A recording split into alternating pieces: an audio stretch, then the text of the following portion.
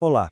Hoje a gente vai mergulhar fundo numa força que está, sabe, redefinindo o nosso mundo. De um jeito silencioso, mas implacável. Vamos falar sobre a tecnologia inteligente e a sua surpreendente dupla identidade. Essa citação da Shoshana Zuboff, ela dá voz a um sentimento que ecoa muito forte hoje em dia. Muita gente sente essa estranha desconexão.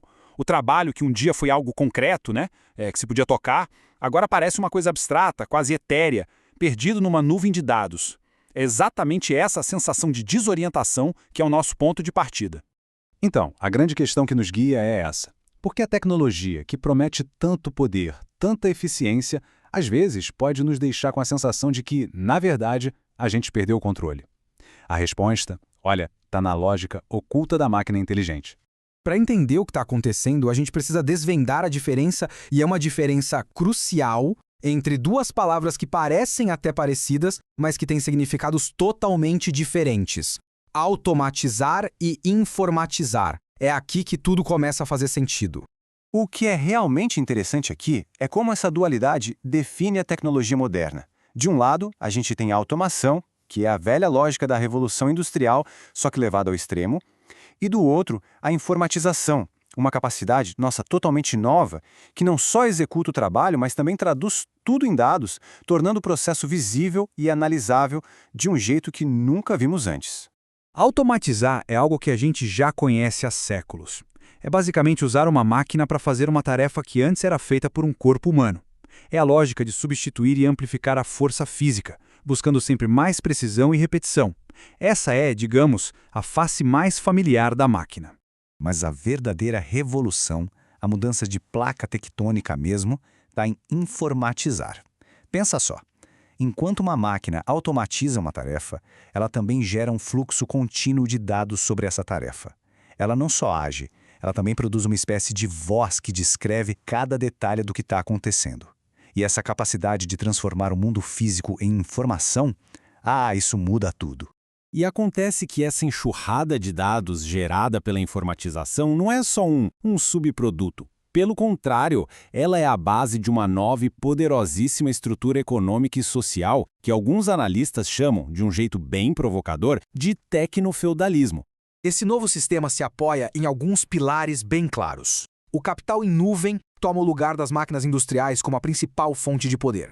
O objetivo muda da geração de lucro para a extração de renda. Nós, os usuários, acabamos nos tornando uma espécie de servos digitais, trabalhando de graça para enriquecer os senhores da nuvem. E o mercado livre, bom, ele é substituído por ecossistemas totalmente controlados por algoritmos. E o capital em nuvem é muito mais do que só um monte de servidores, viu?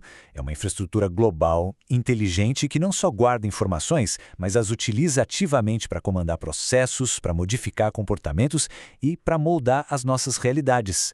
É o motor invisível dessa nova economia.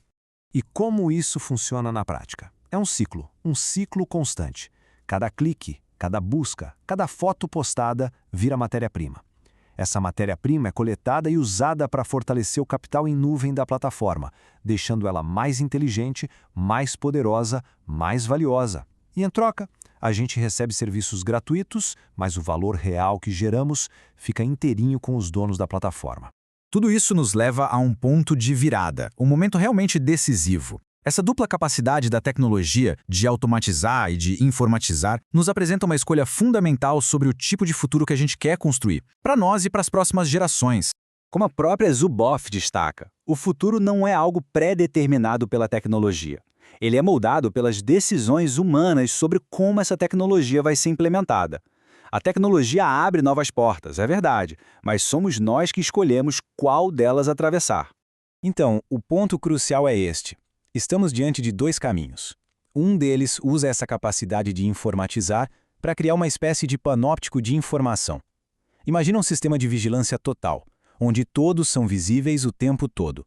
A inteligência fica na máquina e as pessoas se tornam dependentes, controladas. Já o outro caminho usa essa mesma capacidade para empoderar as pessoas, criando novas formas de maestria, de significado, onde a autoridade se baseia no conhecimento e não mais na hierarquia. O primeiro caminho nos leva a um futuro de controle centralizado. Um mundo onde os processos são tão otimizados, tão monitorados, que a criatividade e o discernimento humano acabam se tornando obsoletos. Ou pior, um risco para o sistema. É um futuro de máxima eficiência, mas talvez com pouquíssimo espaço para o florescimento humano. O caminho alternativo, por outro lado, é um futuro onde a tecnologia serve às pessoas, onde a transparência que vem da informatização é usada para melhorar a colaboração, para distribuir conhecimento e permitir que as pessoas encontrem novos níveis de significado e de domínio num trabalho que se torna cada vez mais intelectual e menos físico. Então, como a gente pode garantir que vamos seguir esse segundo caminho, o do empoderamento? Olha, o primeiro passo, e talvez o mais importante, é desafiar uma ideia muito poderosa e perigosa, a de que o futuro tecnológico é inevitável. O pensador Langdon Winner descreveu essa nossa tendência de aceitar passivamente as mudanças tecnológicas como um desvio tecnológico. Basicamente, a gente adota novas ferramentas sem um debate real sobre as consequências sociais e anos depois olha para trás com uma mistura de surpresa e remorso, quase como se a gente não tivesse tido nada a ver com a mudança. É crucial entender que a ideia de que o futuro é inevitável não é um fato, é uma estratégia. É uma narrativa que beneficia quem já tem o poder, porque ela desencoraja o questionamento, a resistência. Ela nos faz acreditar que não há escolha, quando, na verdade, a escolha é tudo o que temos. E aqui a gente chega à questão final. A tecnologia não escreve o nosso futuro, ela só nos dá uma caneta nova, talvez a mais poderosa que a gente já teve.